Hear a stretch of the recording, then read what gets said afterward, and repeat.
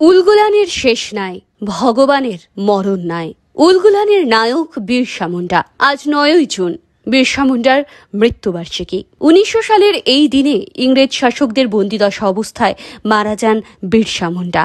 বিরসাকে নিয়ে আজও মুন্ডারা গান গায়। হে ধরতী আবা, জন্ম তোমার চালকে দিতে ভাদ্র মাসে, অন্ধজনের চোখ মিলল ভাদ্র মাসে।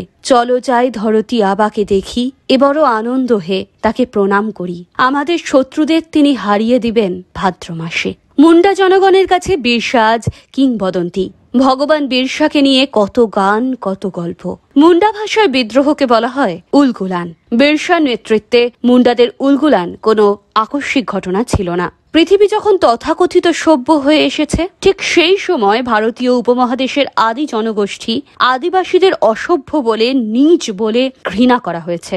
আদিবাসীরা অনেক সময়ই চুপ করে এসব সহ্য করেছে। যখন অন্যায় নির্যাতন সীমা ছাড়িয়েছে, তখন আদিবাসীরা সংঘটিত করেছে বিদ্রোহ। এটি সেই সময় ইংরেজ শাসকের ভিত নাড়িয়ে দিয়েছিল। তৎকালীন ভারতের ছোটনাগপুরের সিংভূম, রাঁচি, পালামৌ জেলাগুলোয় মুন্ডা সহ অন্য আদিবাসীদের ঘনবসতি ছিল। ইংরেজদের হাতের মুঠ থেকে দেশমাকে স্বাধীন করার জন্য বন্দুকের সামনে তীর ধনুক নিয়ে লড়াই করতে নেমে পড়েছিলেন বীর যোদ্ধা বিরসা মুন্ডা। 9ই জুন বিরসা মুন্ডা শহীদ দিবস।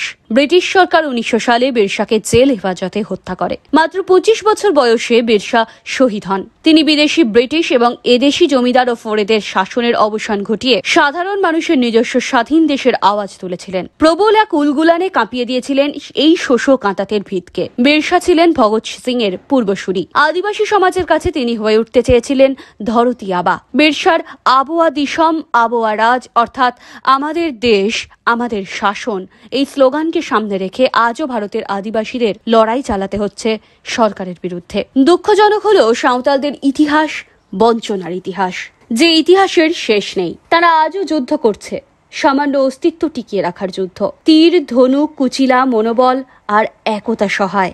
আদিবাসী জগৎ প্রাচীন বৃক্ষের মতো, ঘাতকের কুঠারের জন্য অপেক্ষা করে থাকে। কিন্তু যতই যন্ত্রণা বঞ্চনা থাকুক না কেন, মহাশ্বেতা দেবীর শিল্পকর্মে সাঁওতাল জীবন কিন্তু প্রাণ ফিরে পেয়েছে। শনিতে বয়ে চলেছে ফল্গুধারা। বিরসা তাদের নেতা, সে মডার্ন ম্যান। এজন্যেই তার অভ্যুত্থান দমন করতে ইংরেজ সরকার এত আগ্রহী হয়। মহাশ্বেতার চির প্রতিবাদী কণ্ঠ ফিরে গিয়েছে 1855-56 সালের সাঁওতাল বিদ্রোহে। তীক্ষ্ণ লেখনী সাঁওতাল, শুধু সাঁওতাল কেন, সমস্ত সমাজ দেশের অন্ধবিশ্বাস, কুসংস্কার, চরিত্রহীনতা, নীচতার ঊর্ধ্বে উঠে অসীম স্পর্শ করেছে। মুন্ডার জীবনে ভাত একটা স্বপ্ন হয়ে থাকে। ঘাটও একমাত্র খাদ্য যা মুন্ডারা খেতে পায়। তাই ভাত একটা স্বপ্ন। জীবন, বিদ্রোহ যা কিছু চলমান, তার সত্যতা, নিষ্ঠা কোনো কালে কোনো দেশে নেতার মৃত্যুতে শেষ হয় না। সামাজিক, অর্থনৈতিক, রাজনৈতিক অন্যায়ে সে মহামানব যুগে যুগে ফিরে আসবে বিরসা হয়ে। উদয় শিখরে জাগে মাভৈ মাভৈ রব নব জীবনের আশ্বাসে। স্বাধীনতার 75তম বর্ষে আমরা যে স্বাধীনতার উৎসব উদযাপন করছি, তা ঔপনিবেশিক নিপীড়নের বিরুদ্ধে ভারতীয় সমাজের বিভিন্ন অংশের দীর্ঘ সংগ্রামের এক সম্মিলিত ফসল।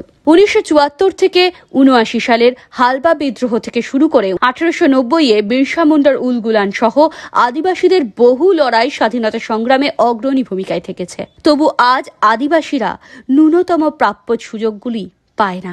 আদিবাসীদের অধিকাংশই চরম দারিদ্র্যে থাকে। অরণ্য, আবাসভূমি থেকে আদিবাসীদের উচ্ছেদ করে প্রাকৃতিক সম্পদ কর্পোরেটদের লুট ও ধ্বংসের হাতে তুলে দেয় শাসক দল। এই শাসক দলগুলি আবার স্বাধীনতা সংগ্রামকে ব্যঙ্গ বিদ্রূপ করে। ওরা স্বাধীনতা সংগ্রামে কৃষক, শ্রমিক, দলিত, আদিবাসীদের গৌরবোজ্জ্বল ভূমিকাকে অপমান করে। আদিবাসীদের জঙ্গল ও জমি থেকে উচ্ছেদ করছে সরকার। আদিবাসীদের অধিকার অস্বীকার করছে।